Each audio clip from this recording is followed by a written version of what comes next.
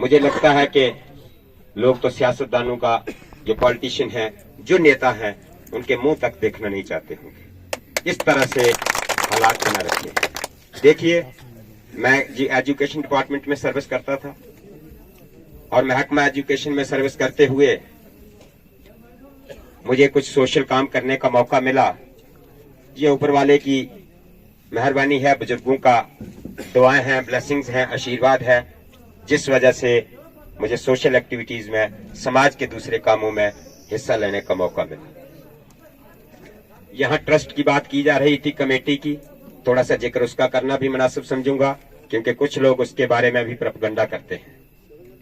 देखिए, 2008 में दौला माता एक मंदिर है, वहां एक कमेटी बनाई गई। कमेटी वहां जो यात्री आते हैं उनको फैसिलिटीज देने के लिए बनाई गई।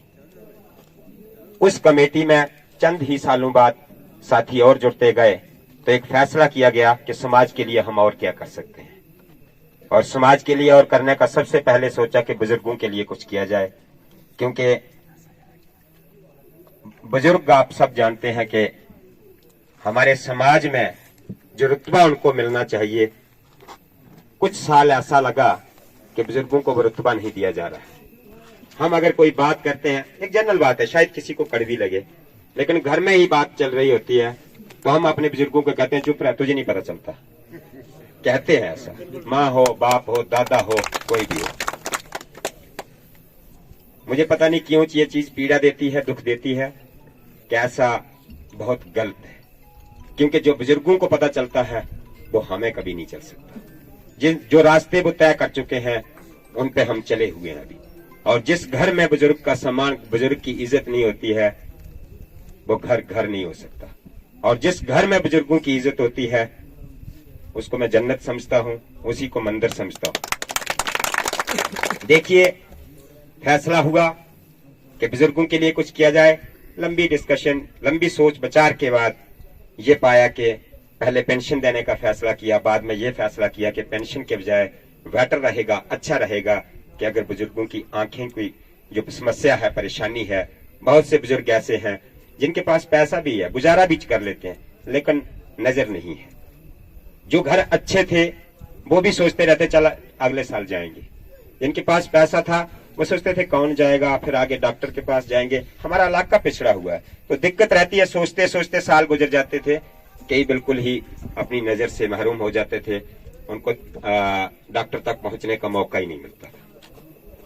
तो ये सोच के एक अभियान शुरू किया गया, और जब अभियान शुरू किया गया तो पहली बार जो पेशेंट वहां लेके गए तो जो सेवक, जो साथी साथ चले हुए थे, लगे हुए थे, उनको देख करके डॉक्टर सतीश गुप्ता जी, जो काफी जाना माना नाम है, टॉप क्लास डॉक्टर है जम्मू के, और इतने जबरदस्त डॉक्टर हैं, मैं तो उनसे बहुत मुतासर होता हूं। उनकी सेवाएं देख के मुझे लगता है कि हम कुछ भी नहीं कर रहे हैं। खुद डॉक्टर है, बेटा डॉक्टर है, बेटी डॉक्टर है, बहू डॉक्टर है, घर वाली डॉक्टर है, 5 मेंबर है, 5 के 5 डॉक्टर है। लेकिन उन्होंने जब देखा कि ये जो सेवा करने वाले जो लगे हुए हैं, बुलाया, कौन है आपका हेड, कौन है, बुलाया, मुझे बुलाया गया, मैं भी गया, मेरे साथी और भी गए। तो पूछा, यार, बोलता मुझे आपको देख के, आपकी संस्था के जो काम कर रहे हैं इनको देख के ऐसा लगता है, मुझे मदर टेरेसा की याद आ गई। मदर टेरेसा का क्या बोलता, सेवा करने वाला कोई चलो करे भी, लेकिन अपने बुजुर्ग के साथ भी हाथ लगाते हैं, जिनके कपड़े मैले कुचले हैं या बूढ़ा है, तो थोड़ा सा नाक चढ़ा लेते हैं लोग, थोड़ा ऐसे कर लेते हैं। लेकिन ये जिस खुशी के साथ उन बुजुर्गों को लेके बाथरूम ले जा रहे हैं या उनके साथ सर्विस दे रहे हैं, मुझे लगता है कि ऐसा देखने को नहीं मिलता है। मुझे भी इस कमेटी में रख लो, डॉक्टर ने कहा।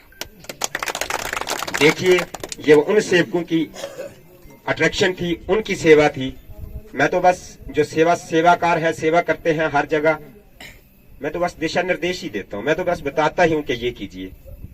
करने वाली तो बहुत लोग हैं, करते हैं फिर आगे। तो उसमें आज तक 2000 से ऊपर सक्सेसफुल सर्जरीज, 10,000 से ज्यादा पेशेंट जो है वो जम्मू में पहुंचा के घर पहुंचा दिए गए हैं। और मेरी खुशकिस्मती ये है, मैं अपने आप को भाग्यशाली इसलिए समझता हूं कि उस ट्रस्ट में, आज आप देखिए, आज कोई यहाँ एक ग्रुप बनेगा, व्हाट्सएप पे कोई ग्रुप बनाते हैं, तो कितने दिन तक, 2 न तीसरे दिन जो है वो उसमें कोई ना कोई, किसी न किसी मजहब के खिलाफ कुछ न कुछ बोल दिया जाएगा। और कोई ना कोई तनाजा पैदा कर दिया जाएगा। 2008 से वो ग्रुप बना है, कमेटी बनी है, लेकिन आज तक उस ग्रुप में किसी मजहब या किसी जाति के खिलाफ कोई पॉइंट नहीं रेज किया गया।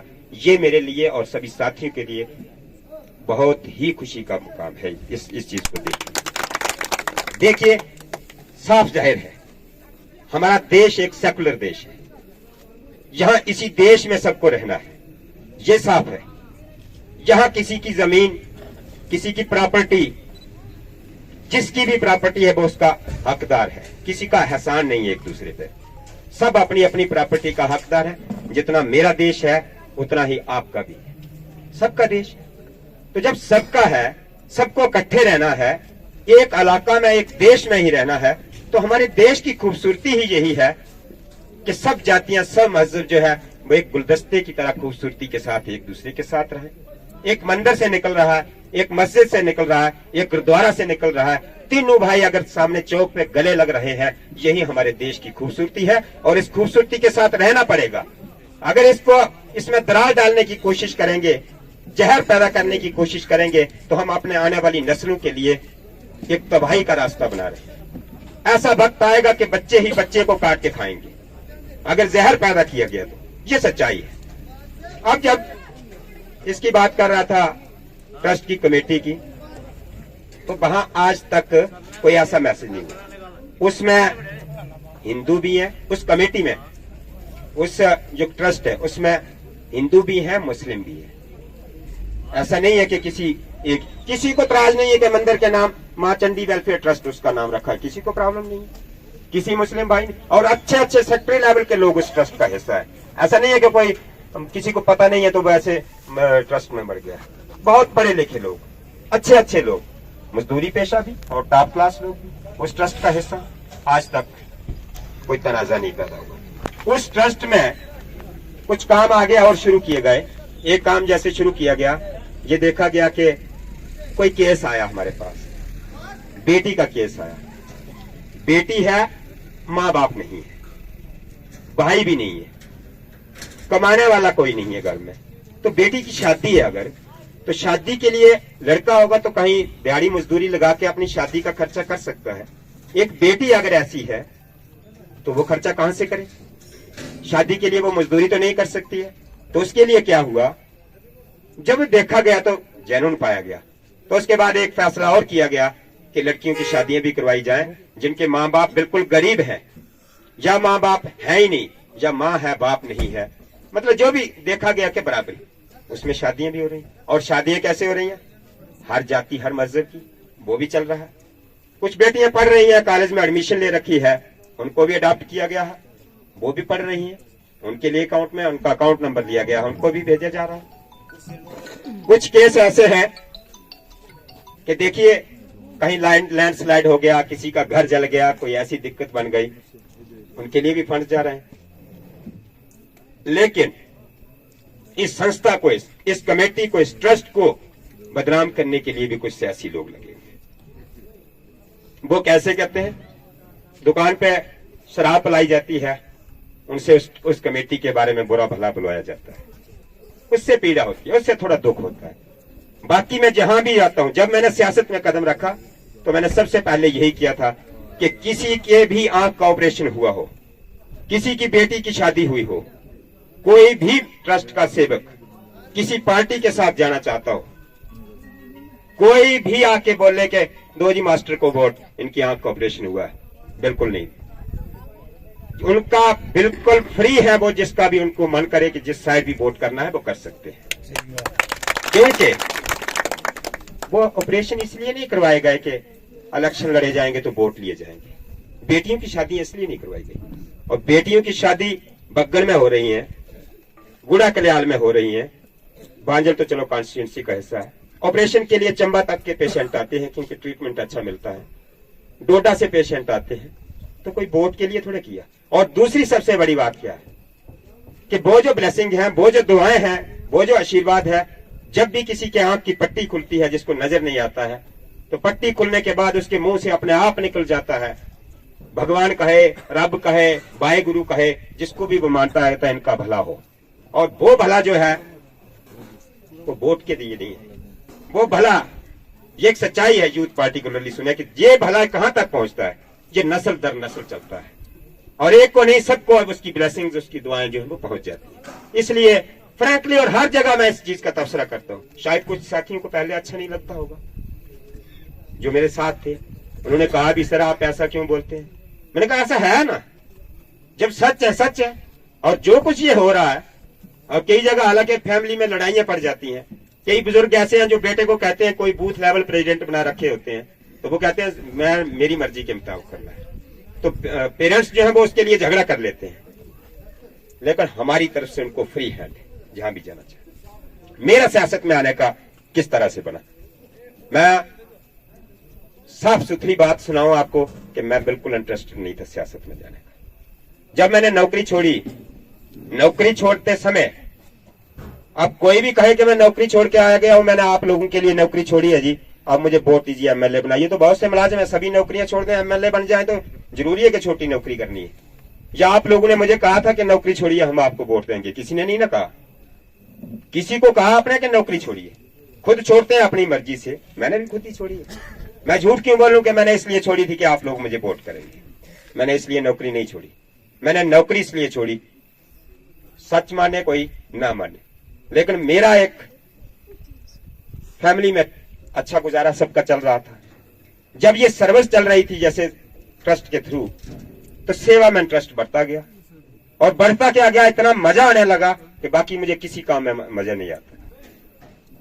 तो घुटन हो अंदर से, अपने आप को रोकना कैसे है, नहीं रोक पाऊं। पैसे आ रहे हैं, 97-98 रुपये सैलरी थी, इस वक्त लाख के ऊपर होनी थी, तो मुझे दिशा देख के यार बोलना चाहिए, लोगों के लिए बोलना चाहिए। जिस स्कूल में मैं लास्ट सर्विस कर रहा था वहां इंचार्ज था, वहां 8 क्लासें, 2 कमरे, काली मिट्टी पूरे ग्राउंड में, और सेब के पेड़ थोड़े थोड़े लगे हुए थे। तो बच्चे जो भेड़ बकरियों के बच्चे होते हैं ना, वो पेड़ के नीचे छांव में बढ़ते हैं, तो टीचर थोड़ा सा कुर्सी सेब के नीचे लगा ले, तो बच्चों को धूप में बैठना, उसी धूप में बैठना। इतने नन्हे मुन्ने बच्चे, बड़े भी छोटे भी, सब उस धूप में जब बैठे, तो अंदर से दुख हो कि देखिए हमारा सिस्टम कैसा है। कम से कम इसके लिए बोल तो सकते हैं, लेकिन बोलें कैसे। नौकरी की लगाम इस तरह से रखा हुआ था, बच्चों के साथ ऐसा हालत, स्कूल में जाना, हॉस्पिटल में जाना, देखिए बहुत सी समस्याएं थी। लेकिन ये नहीं सोचा था कि इलेक्शन में जाना। मैंने नौकरी छोड़ी, नौकरी छोड़ने के बाद सोचा कि अपनी संस्था के थ्रू इसको और बढ़ाएंगे या और बनाएंगे, लोगों को सर्विस देंगे, सेवा करेंगे। सेवा का आनंद इस साल और बढ़ गया जब एक छोटी सी बच्ची 7-8 साल की, उस कैंप में जब शाम को आते हैं तो सभी पेशेंट से मिलता हूं, तो मिलने के लिए गया तो पूछा गया ये बच्ची अंधी ही पैदा हुई है, 7-8 साल की। उसके साथ ही उसकी मां बैठी हुई थी, 20-22 साल उम्र होगी। बताया गया कि ये बच्ची की मां है, ये भी बचपन से ही पैदा ही अंधी हुई है। उसके साथ ही उसकी सास बैठी हुई थी उस औरत की, और उसके साथ ही एक बेटा बैठा था जो ऐसे थोड़ा सा, जोकर तो मैं कहूंगा नहीं लेकिन अनफिट था। तो मां कहती है कि मेरा बेटा ठीक था, लेकिन इस लड़की से शादी के बाद इसकी ये हालत हो गई। मैं बहुत दुखी हो गया।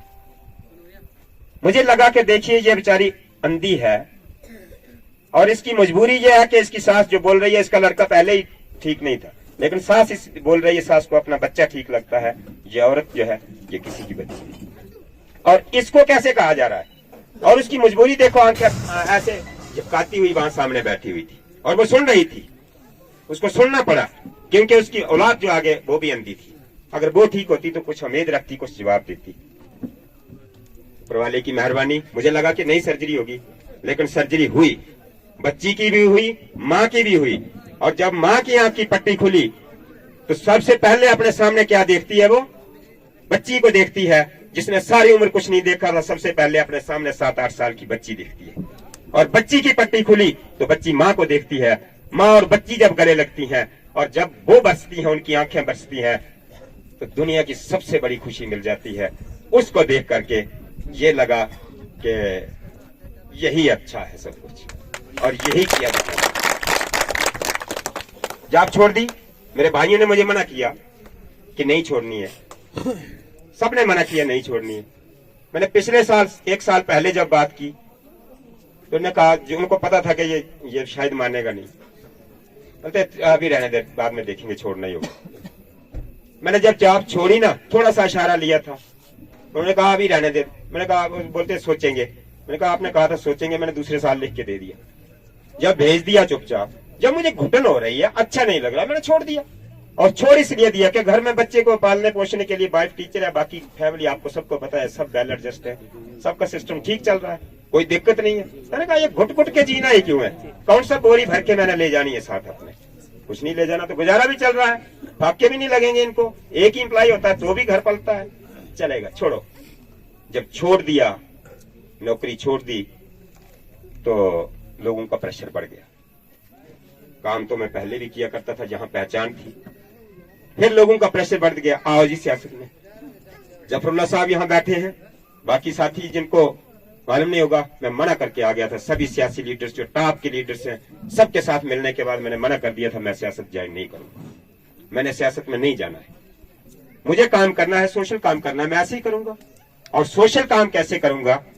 क्योंकि सोशल काम में जो किया कर दिया, उनसे कुछ लेना नहीं है मैंने बदले में, तो करता रहूंगा।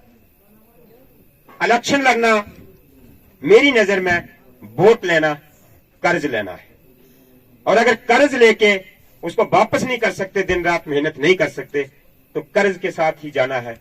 इसलिए सोचता था कि सियासत में नहीं जाना है। लेकिन कई बुजुर्गों ने इकट्ठे होके ये फैसला किया, बल्कि बहुत ज्यादा मुझे पूछा कि आपकी जरूरत है हमें, आप आइए इलेक्शन में। मैंने आजाद साहब के साथ भी ये कह के आया था, मैंने कहा सर नहीं। उन्होंने मुझे 1.5-2 घंटा लगाया मेरे साथ, मैंने कहा मैंने लड़नी नहीं इलेक्शन। मैं वहां से उनके साथ उनको आदाब कह के मैं वापस आ गया। देखिए फिर जो कुछ हुआ, जैसी मीटिंग्स हुई, जिस तरह से मुझे कहा गया कि आपने लड़ना है, आप आइए, आपकी जरूरत है, तो मैंने फैसला किया कि मैं आ जाता हूं, कोई बात नहीं। अब लड़ाई किसके लिए है? झगड़ा किसके लिए है? आज कुछ लोगों को किसी भी तरीके से ये कुर्सी चाहिए, जैसे मर्जी मिले उनको कुर्सी चाहिए, जहर घोल के मिले या पैसे से मिले या शराब से मिले या कोई नेताओं के प्रेशर से मिले, मुझे ऐसा नहीं चाहिए। मुझे सबसे पहले जो चाहिए अपनी कॉन्स्टिट्यूंसी में, एक चीज चाहिए कि ये डिवीजन की राजनीति नहीं होनी चाहिए। मुद्दों पर इलेक्शन लड़िए, लीडर एक के बजाय 10 आए, 15 आए, इलेक्शन लड़े। लेकिन मेरी कॉन्स्टिट्यूंसी में पार्टिकुलरली मेरी लड़ाई जो है वो हमेशा जारी रहेगी भाईचारा के लिए। ये मैं उस दिन चैलेंज करके आया था जम्मू में, जिस दिन मैंने ज्वाइन किया था, कि मुझे कोई टैग लगा के देखे, मुझे कोई कह के देखे कि कोई किसी जाति का खास है या किसी मजहब का खास है, ये कोई टैग नहीं लगा सकता मुझे। और मैं आज यहां से भी ये कह के जाता हूं कि अगर मुझे किसी मजहब के खिलाफ किसी दिन कोई साबित करेगा, कभी मेरी लाइफ में कोई ऐसी बात हुई हो, मेरी जिंदगी, मेरी कहा मेरे खानदान में ही किसी ने कहा हो, हम पले बड़े हैं इकट्ठे, हम एक साथ रहे, मेरे फ्रेंड्स हर किस्म के हैं, हर किस्म के फ्रेंड्स हैं जिनके साथ गर्व के साथ हम खड़े होते हैं गर्दन उठा करके। कोई व्यक्ति, कोई एक पर्सन गलत हो सकता है। मैं अगर किसी पार्टी को ज्वाइन कर लूं और मेरे सामने मेरे पार्टी वाले ही उस किसी एक, अगर कोई पवन है वो गलत करता है, पवन शर्मा है वो गलत करता है, मिसाल दे रहा हूं, तो पूरे शर्मा को चोर कह दे कोई मेरी पार्टी में ही, और मैं चुपचाप कुर्सी पे बैठ के सुनूं, ये मेरे से बर्दाश्त नहीं होता और ना मैं करूंगा। पार्टियां, दल, सब दल जो है वो मुझे लेने के लिए तैयार थे। कोई दल ऐसा नहीं, कोई पार्टी ऐसी नहीं। और अगर कोई कहेगा कि ऐसा नहीं था तो मैं एविडेंस दूंगा, मैं सबूत दूंगा, जिन्होंने मुझे खींचने के लिए बहुत कोशिशें की और हर किस्म के हथकंडे अपनाए गए। और जब मैंने ज्वाइन नहीं किया तो मुझे किस किस किस्म के प्रेशर डाले गए, दबाव डाले गए, वो मुझे पता है मैंने क्या बर्दाश्त किए। लेकिन मुझे उसकी चिंता नहीं है, मुझे किसी का डर नहीं है, मैं बस एक से डरता हूं, बाकी किसी की परेशानी नहीं। और कुछ लोग ऐसे जिन्होंने ज्वाइनिंग के लिए इतनी ज्यादा कोशिशें की, उसके भी सबूत है। लेकिन मैं वैसी राजनीति नहीं करता। 100% एफर्ट्स की, जानने वाले लोग जानते हैं, सबको मालूम है। अगर कोई उसके लिए भी एविडेंस चाहिए हो तो वो भी देने के लिए तैयार है। लेकिन लोग खुद जज है ना, ये जज है, जनता ये फैसला करती है। और जिन्होंने कोशिशें की डट के, वो आज कहेंगे बी टीम है, मैं ये ABCD मैंने ये नहीं जानता। मैं एक चीज जानता हूं कि मैं हमेशा जब तक सांस है मैं कोई ऐसा काम नहीं कर सकता जिस वजह से मेरे बुजुर्गों को, मेरे साथियों को, किसी खास मजहब के लोगों को मेरी वजह से सर झुकाना पड़े कि इन्हें निकला कुछ और है, कहता कुछ और था। ये कभी नहीं होगा। गर्व के साथ ऊंचा रहेंगे। जो मेरे साथ रहेंगे उनको ये दिक्कत नहीं होगी। और देखिए, कैंडिडेट्स ज्यादा से ज्यादा है, लोगों के पास ऑप्शन होता है, A भी है, C भी है, D भी है, E भी है। वो उठा लेंगे जो अच्छा होगा उसको। मुद्दों की राजनीति करें। ये क्यों है कि डिवीजन की राजनीति करें? अगर इस हालत में हमारी माताएं बहनें, यहां से प्रेग्नेंट कोई लेडी को किसी को हॉस्पिटल लेके जाना है, उसकी क्या हालत होती? किसी बुजुर्ग को अस्पताल तक पहुंचाना है, वो कैसे हॉस्पिटल तक पहुंचता है? ये मुद्दे नहीं है। हमारा लोहाई मल्हार इतनी स्कैटर्ड एक तहसील है गुड्डू फलाल तक, ये मुद्दा नहीं है कि इस कॉन्स्टिट्यूंसी को अलग किया जाना चाहिए। सबसे बड़ी बात तो ये है, इसके लिए आवाज क्यों नहीं उठाई जा सकती? या इतने एरिया के लिए अलग कॉन्स्टिट्यूंसी नहीं हो सकती है, या कहीं है ही नहीं, कोई कॉन्स्टिट्यूंसी नहीं है, किया जा सकता है। लेकिन ये किस लिए रखे हुए हैं लोग साथ? मैं क्यों कहूं कि नहीं जी ये उसके साथ जरूरी है? इसके लिए एरियाज को अलग तरीके से डिवाइड किया जा सकता है, जहां जिसकी अप्रोच है। गुड्डू फलाल वाला आदमी जो है वो कहां लगाया हुआ है, कहां जाएगा, वो कैसे पहुंचेगा? तो किस तरह से इसको डिस्ट्रीब्यूट किया जाए? क्या ये मुद्दे नहीं है सभी नेताओं के लिए?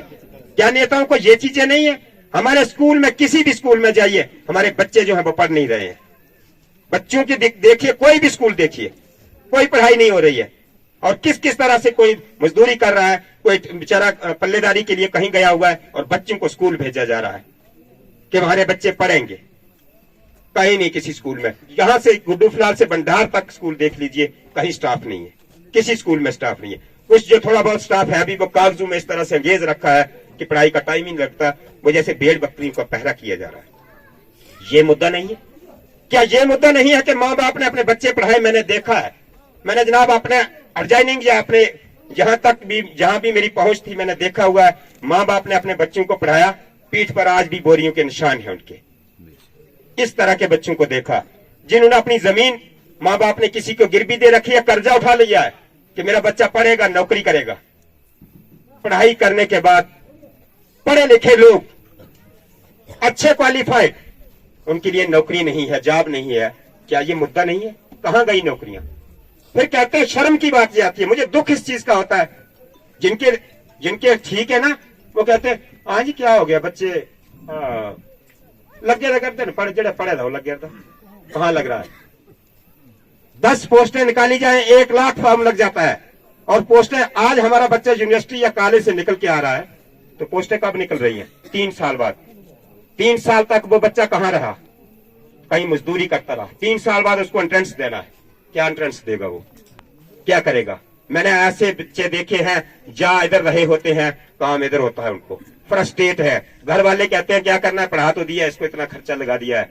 और कोई अगर लड़की शादी की हुई है उसका भी दबाव, ससुराल वालों का भी दबाव, उनका भी दबाव। मैंने पर्सनली ऑब्जर्व की है ये चीजें कि वो कहते हैं जिसने बच्ची लड़की दी थी उसको भी मैं थी कि काम में करके आया, नौकरी लग जाएगी। जिसने शादी की वो भी जानती थी कि इसको नौकरी लग जाएगी, ससुराल वाले भी उसको बेकार समझते हैं, वाइफ भी बेकार समझती है। और लड़कियां जो पढ़ी लिखी हैं उनके लिए भी जॉब नहीं।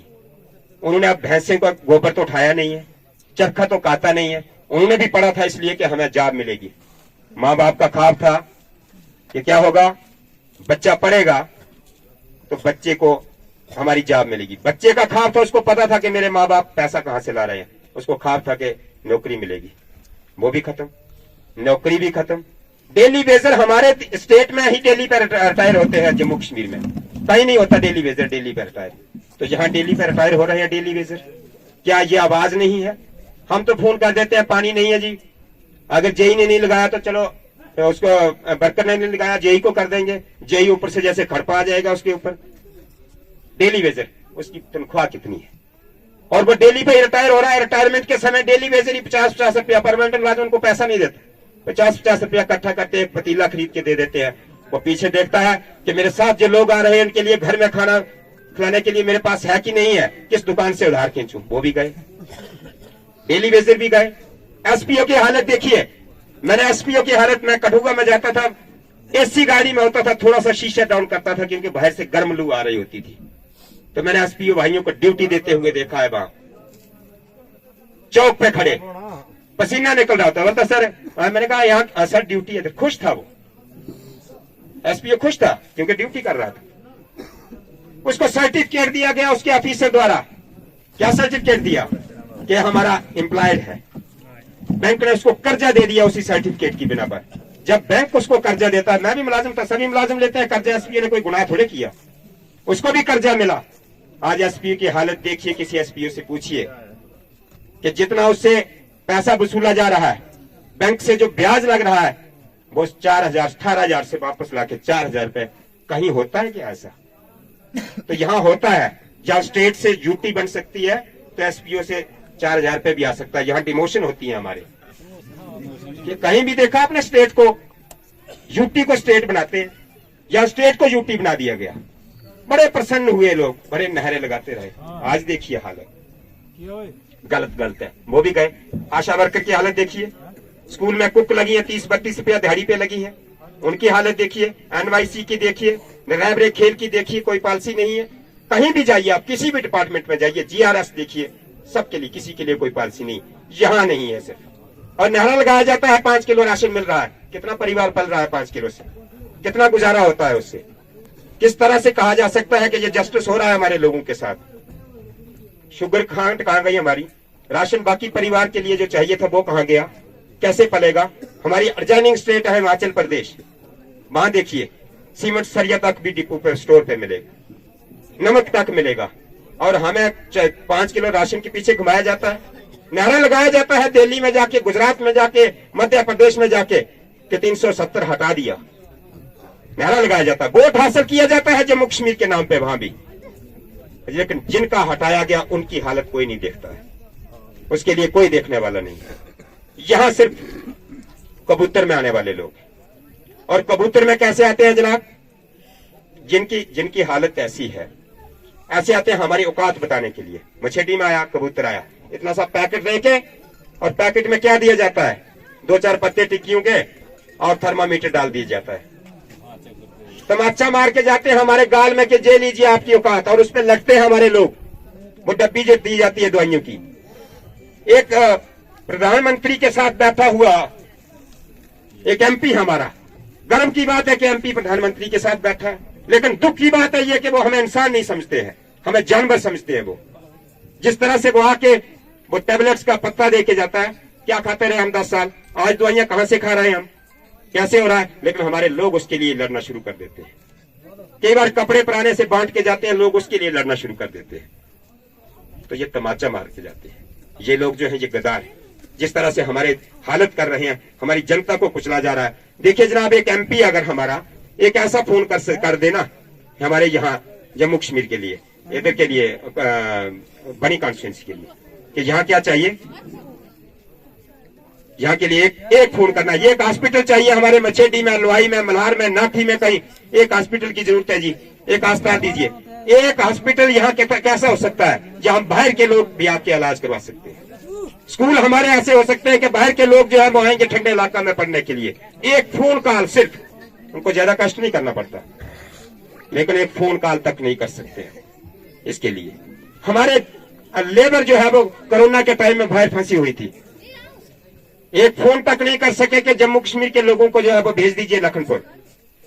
एक फोन करना था सिर्फ। और मैंने उस दिन कसम खा ली थी कि मैं इसको वोट नहीं करूंगा। जिस दिन मैंने पोस्ट पढ़ी थी कोरोना के टाइम, तब तो मैं नौकरी करता था, मैंने पोस्ट पढ़ी थी, पोस्ट पे किसी उधमपुर के आदमी ने लिखा था कि सर हमने इतने वोट दिए आपको, हमारे लिए एक फोन कॉल कर दीजिए।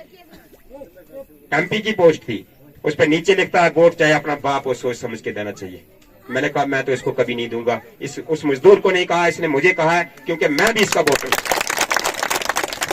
साथ तो आंच नहीं है, सच्चाई को जुटला नहीं सकता, हम दफना सकते हैं लेकिन खत्म नहीं कर सकते। झूठा मुखौटा पहन के मैं आपके सामने आ जाऊं, कितने दिन रखूंगा? कब तक मैं आपके सामने एक मुकुट पहन के निकलूंगा? मैं नहीं छुपा सकता अपने आप को। मैं देखिए, बहुत से इश्यूज हैं, बहुत सी बातें हैं जिसके लिए बात करना जरूरी है, सुनना जरूरी है, करना जरूरी है। मैं लोगों को कहता हूं, मैं सबको कहता हूं कि ये घड़ी ऐसी है, इसके लिए सोच समझ कर डिसीजन कर लीजिए। मैं ये नहीं कहता कि मैं जो कह रहा हूं वही सच है, और ना कोई सच को नापने को कोई फीता पैमाना किसी के पास है कि जिससे नापा जा सकता है कि कौन सा लीडर सही है। लेकिन एक है जिस पे मैं हमेशा विश्वास करता हूं, हर आदमी के अंदर ऊपर से आवाज आती है कि सच क्या है, सही क्या है, वो इंसान के दिल के अंदर जरूर पहुंचती है। उस आवाज को देखिए। नेता झूठ भी बोल सकता है कोई भी, लेकिन जो वो आवाज आती है कि सही क्या है, उस आवाज को मत बदलिए, जिसके साथ भी जाती है। मैं नहीं कहूंगा। और वोट करने की बात रही, हर सियासी आदमी चाहता है कि मैं इस चेयर तक पहुंचूं। मैं ये बात नहीं करता हूं। मैं जब सर्विस के लिए आया हूं, सेवा के लिए आया हूं, तो मुझे ये चिंता नहीं है कि मुझे वोट कितना मिलेगा। मुझे ये चिंता नहीं है कि मैं जीतूंगा या हारूंगा। अगर वोट ज्यादा मिलेंगे, ताकत ज्यादा मिलेगी, तो ज्यादा सेवा करूंगा, ज्यादा सर्विस दूंगा। अगर नहीं मिलेंगे, कम मिलेंगे, तो मैं तो उसके लिए जिम्मेदार हूं ना, जितनी ताकत मेरे पास है ऊपर वाले ने दे रखी है, मुझे तो उसको इस्तेमाल करना है। मैं उसको बचा के रखूं, अगर काम ना करूं तो फिर उसके आगे गुनाहगार हूं। लेकिन अगर ताकत ज्यादा देते हैं लोग, अगर ज्यादा ताकत मिलती है, तो मैं ज्यादा सर्विस दूंगा। और जब से मैंने सियासत ज्वाइन की है, 7 महीने लगातार मुझे चलते हो गए हैं, ये किसी से भी कंफर्म किया जा सकता है। 13-14 किलो वेट मैंने कम कर लिया है। खाना कभी मिला खाया, कभी नहीं मिला नहीं खाया। मेरे साथ जो साथी चल रहे होते, टीमें होती हैं, ऐसे चल रही होती हैं। कोशिश क्या है, इंसान के घर में जाऊं, हर किसी के घर घर में जाके देखूं कि लोगों की समस्याएं क्या है। और मैंने घर में जाके देखा, किसी एक ने चूल्हा लगाया होता है तो मंजा लगाने के लिए, बेड लगाने के लिए जगह नहीं है।